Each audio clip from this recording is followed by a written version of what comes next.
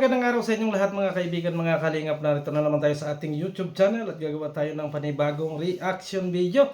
At ang gagawa natin nga na reaction video mga kaibigan, mga kalingap, yung hindi natapos-tapos na issue dito sa kalingap. Matagal na tayong hindi nagtatapik, matagal na tayong hindi nakikialam dyan kasi ang gusto natin ay katahimikan. Pero para sa ngayon ay lumalala lang ng grabe lumalala ng grabe mga kaibigan, mga kalingap. At ang nasa thumbnail nga natin dyan, si Kalingap Prab and Kalingap Edo, mga kaibigan, mga kalingap. At meron din tayong sasabihin about dito sa latest update mga kaibigan na kinakailangan nilang ayusin muna bago nila paratangan ng kung ano-ano itong si Kalingap Prab, mga kaibigan, mga kalingap. Alisin ko yung salamin ko at medyo nalabo. Pero bago yan, shoutout muna kay Kuya Bar Santos Matubang, Kalingap Prab, and Ate Edna. At ganoon din po dito kay Nadji Sabicolana, Ate Be Considerate, and Ma'am Misty Gayons. Suportahan po natin ang kanilang mga YouTube channel. At dito po sa nag-iisa kong lalabs, Gingging Vlog 1991, mga kaibigan, mga kalingap, pakasuportahan po ang kanyang YouTube channel, mga kaibigan. So ito na nga mga kaibigan, mga kalingap, kasi nga ito, alam ko na nagkaroon ng settlement. Tapos na ang mga usaping ito. Ang tanong ko, bakit hanggang ngayon na hindi natapos? Nasettle na ito, nanghingi na ng sorry si Kalingap Edo, na pinanawagan na sa lahat na huwag nang gawa ng reaction video. So para sa akin, end ko na yung aking mga communication dito at pagkukontent dito mga kaibigan, mga kalingap. Ngayon nga mga kaibigan, mga kalingap, alam ko na natapos na ang naging problema ni Kalingap Edo doon sa Bini. Kasi nga kitang-kita naman natin, dokumentado na yun mga kaibigan, mga kalingap, at yan ay makikita natin sa vlog ni Kalingap Prab na nagkaayos na sila. Ay bakit marami na naman ang bumubulong mga kaibigan, mga kalingap, na magkakaroon na naman ng panibagong kaso si Kalingap Edo? Nasitil na yan. Ito opinion ko. Halimbawa nga na kayo ay may isinampang kaso, anong kasong isasampa ninyo? Samantalang kitang-kita na yung ebidensya na nasitil na yan doon sa naging content ni Kalingap Prab, mga kaibigan, mga kalingap. Sana doon pa lang natapos na ang lahat mga kaibigan. Kasi kung gusto natin ng kapayapaan at kung gusto natin humiwalay sa kalingap, wala namang problema. Wala namang problema kasi yan ang gusto ninyo, gumawa ng sariling community, wala namang problema mga kaibigan. Pero kung babanatan ang kalingap ay hindi maganda mga kaibigan. Sunod na naging inagtalunan ay yung hindi pagsama ni Beyonce sa Korea. So doon sa point na yan mga kaibigan, mga kalingap, hindi rin tayo nagsasalita at nauunawaan natin mga kaibigan, mga kalingap, kung talagang nagkaroon ng sakit. Kasi nga ayaw nating mabas yung beneficiaries at ayaw nating magkagulo, kaya hindi tayo nakikialam dito. Pero ang tanong mga kaibigan, mga kalingap, sino ba talaga yung may concern sa bata? Sino? Yung scouter o yung vlogger? Si Kalingap Prab or yung scouter? Kasi alam na natin mga kaibigan, mga kalingap, na napakarami na ng bashing nung bata. Sinabayan pa natin. Inagawa nating stepping stone yung bata para mabas. Yun ba ang may concern mga kaibigan, mga kalingap? Ngayon, magtataka kayo bakit nakasama na dyan si Kalingap Prab, mga kaibigan, sa ating thumbnail. Kasi nga mga kaibigan, mga kalingap, alam ko naman na sabi nga natin noon ay madaling magpatawad dito si Kalingap Prab at uunawaan at alam ko na nagpunta rin naman, sabi nila may respeto sila. Pero yung mga nakikita ko mga kaibigan, mga kalingap, na nakapost sa mga Facebook na sinasabi laban kay Kalingap Prab ay parang hindi maganda. Kasi kung nire-respeto natin bilang dating kasamahan, dapat hindi ganon. Ito lang yung masasabi ko sa dalawa. Kung kayo talaga ay merong ipinaglalaban at meron kayong mga sinasabi, lalo na sa mga paratang ninyo kay Kalingap Prab, makakatulong ba yung ginagawa ninyo na i-broadcast sa social media yung inyong mga sinasabi na yan? Or kayo ang mapapahamak pagdating ng panahon kapag sabi-sabi lang ang mga inasabi ninyong yan at wala kayong patunay. Di ba? Kami dito, hihimukin ko ang lahat ng mga reactor, mga kaibigan, mga kalingap. Kapag umalis na talaga kayo sa kalingap, ay wala na mag-content sa inyo. At umalis na nga yung isa, ay kung ano ang maging decide ni Kalingap Rab, doon sa sinabi ninyong paalam, is respect namin yun. Respect namin yun. Pero sana, irespeto din ninyo yung mga inasabi ninyo. Kasi more than ilang years din naman ang napakinabangan ng Kalingap. Bago sa ganyang pagkakataon ay nagrabe na ang sama, mga kaibigan. Parang hindi maganda. Ako huminto na ako sa paggagawa ng reaction, huminto na ako kasi ayaw ko na mas lalong iinit ito. Pero kung ganyan yung mapapanood natin at ganyan yung inyong mga paninira, ay hindi maganda yan, mga kaibigan. Kasi talagang landa ka na, no? Na inasabi na may mga kupit. Parang hindi naman ninyo nakasama si Kalingap Rab, mga kaibigan, mga Kalingap, ano? At parang hindi natin napakinabangan ang dalawa na yan kung umasta tayo. Ako lang, kung talagang ang concern ninyo ay makatulong at concern ninyo ay doon sa beneficiaries para sa katahimikan, hindi nyo gagawing stepping stone yung mga bata. Hindi nyo gagawin yan. Hindi nyo yan gagawin. Sa totoo lang. Kaya ako, kanina or mga ang daming nagbabasa atin, ang daming nagsasabi ng kung ano-ano.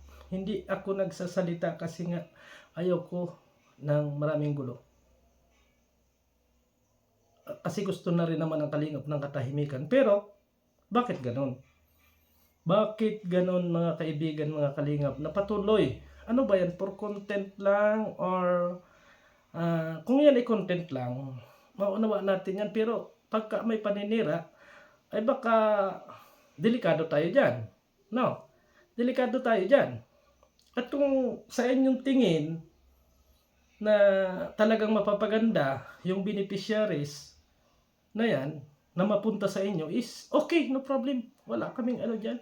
Kung talagang lumabas, kung talagang umalis, ay wala na kaming magagawa dyan. Pero sana, ingatan din ninyo reputasyon ng Bini. Ingatan din ninyo yung reputasyon ng Bini, mga kaibigan, kung talagang concern. Ay nakikita ko kasi, mga kaibigan, mga Kalingap, ay ginagawa ninyong stepping stone para sa ganon ay kayo ay may panlaban. Ano ba talaga yung inyong pinaglalaban? At ano ba talaga yung inyong hangarin? Hindi pa nyo talaga kaya, sa totoo lang, hindi naman talaga yung kayang pabagsakin si Kalingap Edo at Kalingap Rab. Is real talk, mga kaibigan. Real talk po yung akin. So ngayon, may dadagdag lang tayo kasi tapos na tayo dyan sa usapin na. Medyo napawisan ako at kaliligo lang natin. May natanggap tayong message, mga kaibigan, mga Kalingap. Isa sa beneficiaries ng mag-asawa. Ako naman dito, sa punto na ito, mga kaibigan, mga Kalingap, hindi pa ako masyadong, ibig sabihin ko, gustong makipag-usap sa atin, gustong malaman kung ano ba talaga yung ginagawa. So, bago ninyo pakialaman, ito lang, sabi ko sa inyo. Bago nyo pakialaman ang Kalingap, anuhin nyo muna yung problema ninyo doon sa inyong mga beneficiaries. Asikasuhin muna ninyo yung problema ninyo sa mga beneficiaries kasi may nagsusumbong.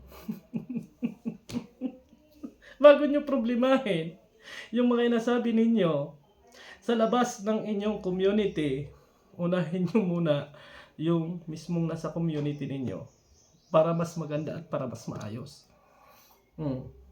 For example, lang yun, ibig sabihin ko, warning lang yun. Paano kung sumakay ako dito. Ma-interview ko ito. Kasi parang siraan na rin lang ang nangyayari eh. Parang sa tingin ko eh, bakbakan na lang ang gusto eh. Oh, parang gusto ay away na lang eh. Hindi na good vibes, hindi na ano, at parang totoo na. No, parang totoong-totoo na at parang talagang mayroon na kayong inapaninindigan. Eh paano itong mga ano, mga nagasusumbong? Clue lang yun sa akin. Clue. Kaya kung ako sa inyo, sa halip na kayo ay magtalak ng magtalak dyan, ipakita ninyo doon sa mga tumitira sa inyo na ang hangarin ninyo ay makatulong sa inyong kapwa. Yun ang ipakita ninyo. Pero kung ang papakita ninyo, kaya kayo ay lumabas dito at kayo ay nagsasalita dito sa Kalingap, ang hangarin ninyo ay pabagsakin ang magpinsan, ay parang hindi maganda. Hindi maganda. Kasi ang isipin na lang natin ay mga pinagsamahan. Yung pinagsamahan. So itong natanggap nating message mga kaibigan ay mula sa beneficiaries at nakita ko din ito sa live ni Batang Elio na nagko-comment. So humihingi siya ng tulong at gustong magsiwalat nang dapat isiwalat. Paano ito? May binabato ka. Yung akin lang, ipaalala. May binabato ka kay Kalinga Prab, may binabato ka sa ano, ay sa akin paalaala lang. Kasi meron pa lang nasagasaan. Oh. Kaya kung ako sa inyo, ito sa akin. Kasi nakakainis na eh. Nakakainis na eh. Ayoko nang mag-content, ayoko nang mag-live, ayoko nang lahat. Pero kung ganito, yung ating mapapanood at ganito yung mga makikita natin, abay i-stand tayo. Kasi kalingap tayo eh. Titindig tayo. I-stand tayo doon sa point na kinakailangan nating ipaglaban ng kalingap. Eh ngayon pa nga lang mga kaibigan, mga kalingap na pahapyaw pa lang yung sa atin, ay marami nang kumukontak sa atin. Eh paano pa pagtuluyan na na ako ay bumigay at tuluyan na napalaguin natin yung issue, pakapalin natin yung usapan. Oh. Hindi nyo nagigits. Hindi nyo nagigits sa ang sa akin ay ano ba talaga ang intention ninyo? Ang pabagsakin, ang magpinsan, yun ba talaga? Or ano yung tunay ninyong ipinaglalaban?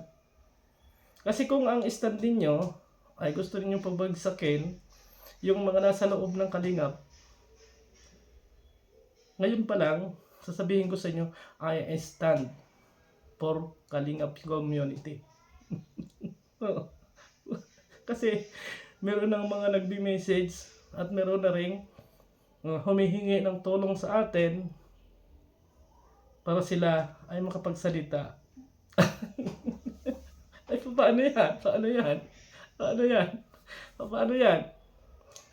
So, may papayo ko sa inyo, bago nyo punahin ang punahin itong mga nasa loob ng kalingap, kasi nasa labas naman na kayo, ayusin nyo muna yung community ninyo.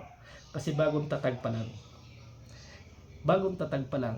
At ang sana, kung kayo talaga ay ipinaglalaban, ay huwag naman natin gawing stepping stone yung bata.